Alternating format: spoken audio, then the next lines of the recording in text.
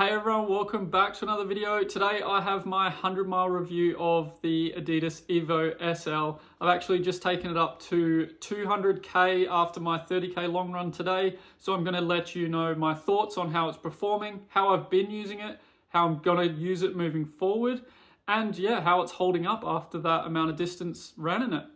Yeah, let's get into it. Just quickly before I talk about the shoe, I want to go over kind of where I'm at in my running journey. What kind of paces I run, just so you know what I'm comparing it to. So I recently ran a few PBs in the 5k, 10k and half marathon.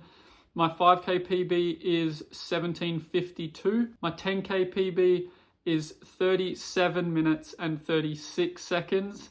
And my half marathon I just ran in Inverness was 1 hour, 23 minutes and 9 seconds. So you've kind of got an idea of kind of what paces I've been running, and I'll kind of be obviously basing it on how it's performing when I'm running at the paces that I'm running in. You guys may have different experiences in this shoe, depending on your body type, what kind of paces you're running, what kind of workouts you're running in it, so how you're using the shoe. So just drop it in the comments how you found it. Let people know what kind of paces you're running, how you were using the shoe. Don't just say it was a terrible shoe, because you need to give some context. So I'm trying to give you context on how kind of I use the shoe, what kind of paces that I run, just so you've got something to compare to. And yeah, if everyone else does that, they may have a different experience. So yeah, just drop it in the comments. So yeah, you can help other people make decisions on whether they should get the shoe or they shouldn't.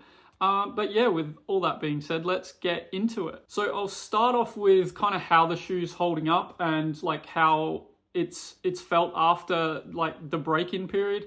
The upper is really breathable, and there's really, besides the discoloration from a bit of mud from the UK, there's no real signs of wear or anything, and I very rarely wear my shoes out around here. Anyway, the heel collar is sculpted really nicely to lock down, and there's enough cushion there to make it comfortable, but there's also not too much, so it's saving weight, which is just great. The lacing situation, so a lot of people, I made a short about this, a lot of people had problems with the tongue being too short. If you relace it, the cross that is above this loop, unlace that and bring it underneath the loop, and then once you pull it tighter, it'll hold the tongue up, and you'll be able to lace it, and the tongue will stay up the whole time, and you won't have a problem with that anymore. I've done multiple long runs after I've done that, and the tongue doesn't slide down anymore. So definitely top tip for that. As soon as you get them, or as soon as you watch this video, relace them like that and you won't have any trouble with that lace bite. And after I did that, it just felt so much better to run in the shoe. It just felt a lot more locked down. It didn't bother me, the shorter tongue, but it definitely felt like a sloppy fit around the ankle. But after I did that and the tongue was held up and the laces were on top of the tongue, yeah, it was so much nicer to run in. And going down to the Lightstrike Pro midsole, it is the previous version of Lightstrike Pro, so it's what was in the Adidas 3 and previous versions. The foam normally takes a little while to break in, and pretty much exactly after 100 miles, it felt so much better. Before I went out on my run today, which was 30k, it just felt like there was a little bit more cushion there. So after 100 miles, a little bit more cushion as you're walking and starting to get into it. Before that, it felt quite firm, and you still got a bit of bounce back, but now it feels like there's a little bit more cushion before the bounce back, which is quite nice. So I think 100 miles of break-in, about 150k, and I think it's going to be a lot more comfortable to run in. So don't just think, oh, this is too firm for me. Just let it break in, because Lightstrike Pro does take a little while to break in. Also, depending on your body weight as well, I weigh about 77 kilos, so it took me 160k about to have it fully break in and out. Feels a lot more comfortable. For you, it might take a little bit less, it might take a little bit more depending on your weight and how much force you're putting through the shoe, I think. And going on to the outsole, this is Continental rubber in the forefoot and then just some standard Adidas rubber in the rear. I very rarely wear out the soles of my shoes, so there is minimal wear on these, and you'll see in some videos of close-ups that there are these little lines on the outsole, and there's pretty much not even any wear on those little lines as well. So I think this will last quite a long time for me. And yeah, I generally don't burn through my outsoles too quickly anyway, so should be really durable. So just a bit on how I've been using the shoe. I've pretty much used it as a daily trainer. I've used it for nearly all of my runs since I bought it. Which ranges from easy recovery runs out with Jen at like 6-minute pace, just chill jogs, which I didn't really enjoy as much. As time's gone on and I've broken it in, it's a little bit nicer to do those recovery runs in. But I've also done some strides, like super fast strides in them, super fast for me anyway. I've done reps in it, so 500 meter reps, 1K reps. I've done long runs with progression, and I've done long runs with 2x10K in it. I did a 30k long run today, which was like a moderate effort.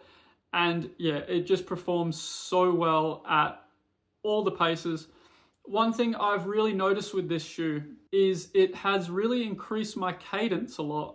Normally, daily kind of miles, I would be around the 160 cadence. And my watch is saying it's pretty consistently around 170 now.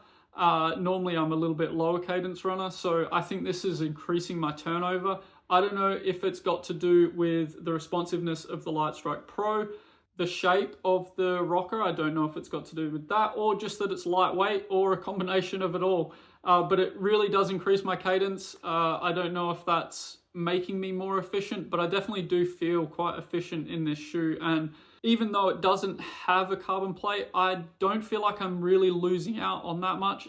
During my long runs, I wasn't thinking, damn, I wish I had carbon rods or carbon plate. It just kind of, yeah, it's really nice to run in. And I feel like it can do it all. The strides I ran were like fast 100-meter strides, about 16, 17 seconds, I think, around there. And yeah, it performed really well going at that speed. And then even the slower runs, I did some recovery runs. Yeah, it performs fine for those, but you really want to probably save it for your kind of your up-tempo sessions. Unless you just really want to put it on your feet and just get out the door. Yeah, it's just so fun to run in. So how I'm going to use this moving forward, I'll probably just use this for my tempo work, so my threshold sessions and kind of longer tempo efforts. I'll use it for my speed work, so 400 meter reps, up to K reps, maybe faster ones as well. Just use it for the faster stuff, and maybe some medium long runs with some speed in it. And I'll probably use it in my long runs as well, because I do really enjoy it, and I find it's a really nice shoe to kind of settle into a pace and hold it, but you can also pick up the pace, or you can drop the pace back. Whereas I find some other shoes, once you set a pace, it's really hard to then pick it up. But I feel like this shoe, once you set it into a pace, it's not hard to increase that pace and get a bit faster. So yeah, I'll probably use this for long runs as well. And then for recovery days, I'll try and find another shoe. I've got the Puma Mag Max and stuff, so that probably will end up being my recovery run shoe, and then I'll save this for all the faster stuff. But yeah, that's going to be it for the video. I just wanted to give you my thoughts on how it's been performing, how I'm going to use it moving forward, and how I think it's holding up. I think it's going to hold up for, yeah, a lot more miles, so I'm looking forward to putting those miles in. I've also got another pair on order, so I won't need to worry about the running in the muddy UK weather, and I'll have a black pair, so I won't need to worry about getting this one dirty, and I can run in this one in the sun. But let me know if you've picked up a pair and how it's performing for you. Let me know how your training's going, and I'll chat to you in the comments. If you did like the video, make sure to subscribe for more. I'm going to be entering some races soon, so I am looking forward to trying to get out there and maybe run some more PBs, which would be nice. And yeah, thanks for watching, and I'll see you in the next video.